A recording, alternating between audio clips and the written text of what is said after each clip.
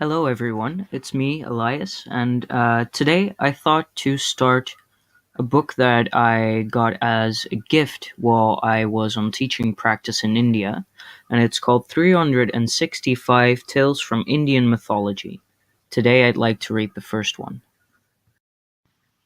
Shakuntala was a beautiful maiden who was the adopted daughter of Sage Kanva. She lived with him and her pet deer in his hermitage in the forest. One day, Dushyanta, the king of Hastinapur, came hunting in the forest. He saw the beautiful deer and shot an arrow at it.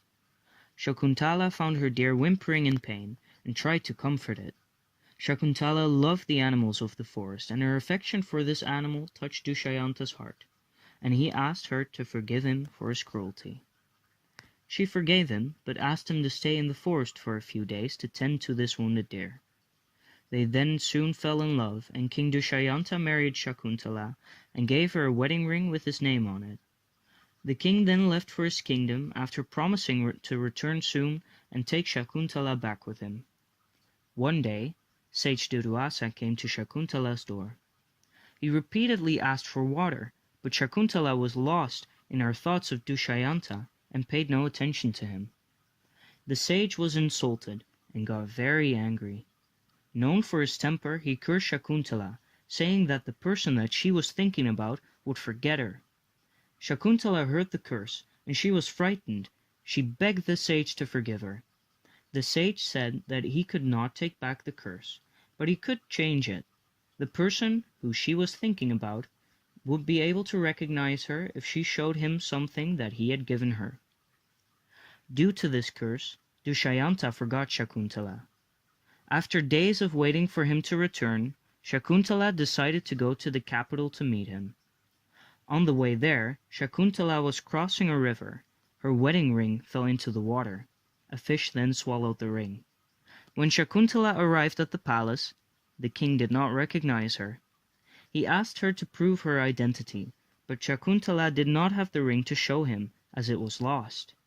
She wept and told the king about the times that he had spent with her in the forest, but he couldn't remember a thing. Feeling sad, she left the palace. Too ashamed to return to her father's home, she started living alone in different parts of the forest, where she gave birth to her son.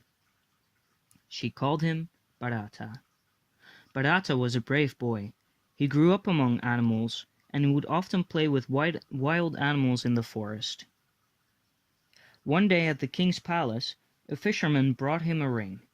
He told the king that he had found this ring in the stomach of a fish that he had caught. When he found the king's name on it, he had brought it straight to him.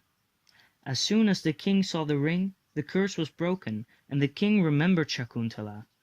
He was immensely upset and hurried at her home in the forest to look for her, but he couldn't find her. In his despair, he returned back to his palace. A few years passed.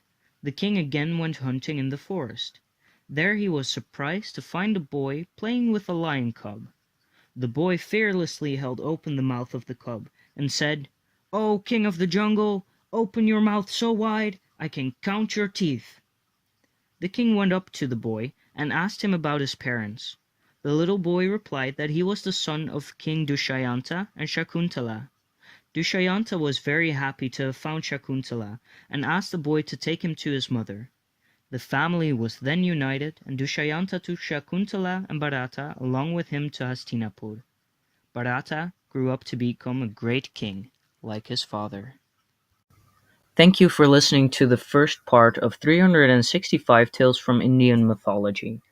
Everything that isn't my voice, so that includes the story, the writing, the illustration, all belongs to Om Kids,